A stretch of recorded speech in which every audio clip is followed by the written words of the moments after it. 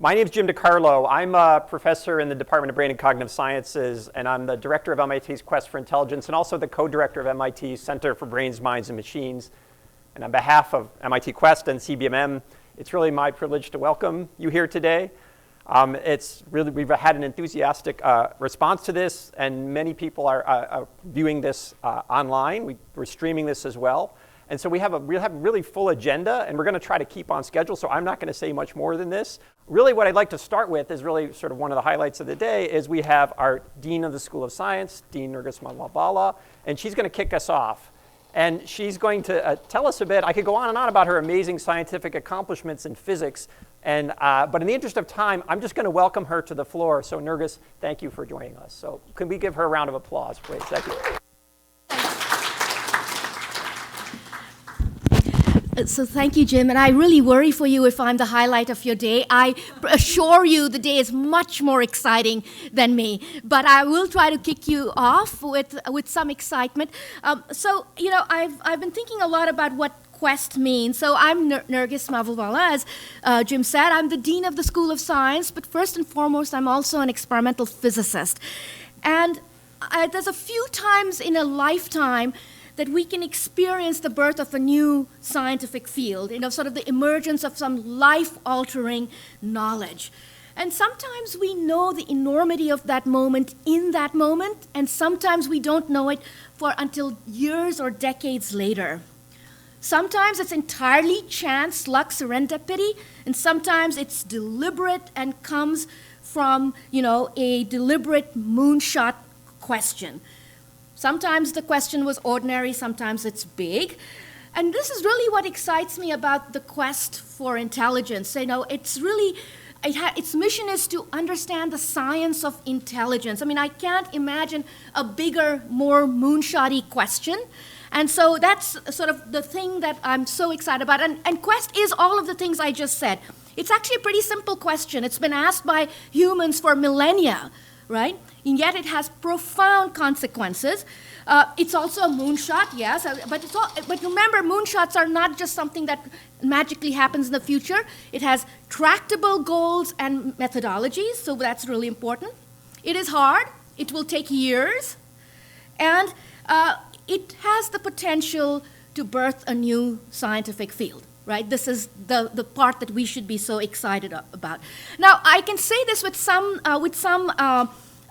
confidence and also with some envy, because I myself have been part of the birth of a new scientific field in the other side of my career. I joined the search for gravitational waves as a graduate student in 1991 here at MIT.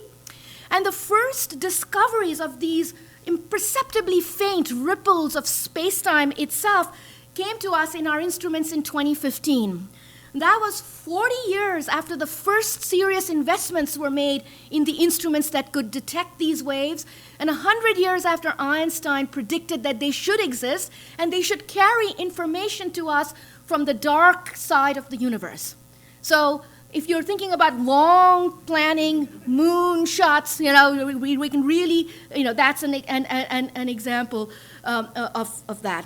And there were fits and starts, right? Just as there will be in any big endeavor. Einstein himself doubted that the waves existed. He doubted his own calculations. They popped out of his calculations, and he said, no, the universe can't be like that. And then he retracted their existence, and then he retracted the retraction. So, there were, in my own career as a graduate student here in the 1990s, my friends were all like, you're crazy, this is never going to work. These instruments can't be that precise. So they cautioned me against joining Ray Weiss in this hunt. So it was a moonshot. It needed sustained investments of money, of time, and of huge intellectual and technological horsepower. It was complex and expensive, LIGO, the instruments that detected gravitational waves. But eventually, the scientific community came behind it and decided, was convinced that it was worth doing. And that's when you get to the scale of the, national investments at the billions of dollar level. And this is where we are at the very beginning stages with Quest today.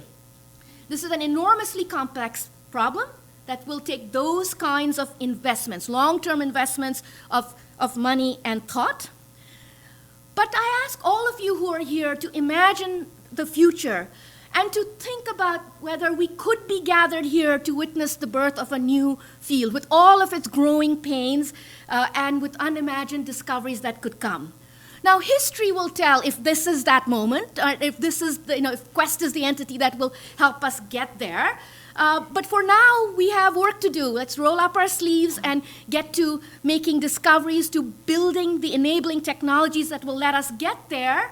And for those of you here and out there who have the capacity to do that, it's also a time to invest, so get out your checkbooks and enable that future. Now, this all might sound really, really poetic and futuristic, and so I'm going to bring it back to Jim, who will bring it back to the here and now, and for this amazing day full of talks and discussions about the science that's already underway. This is not some pie-in-the-sky future, and so welcome everybody, and I hope you have a wonderful day here today. I wish I could be here for all of it, but I will be in and out. So thank you, Jim, and welcome everyone.